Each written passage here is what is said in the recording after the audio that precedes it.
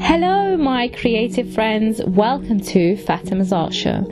In a world where we are bombarded by negative images everywhere, and a time where it feels like different terrible world events follows another, we have to take time not only to reflect on our own lives, but also to really take time out to unwind.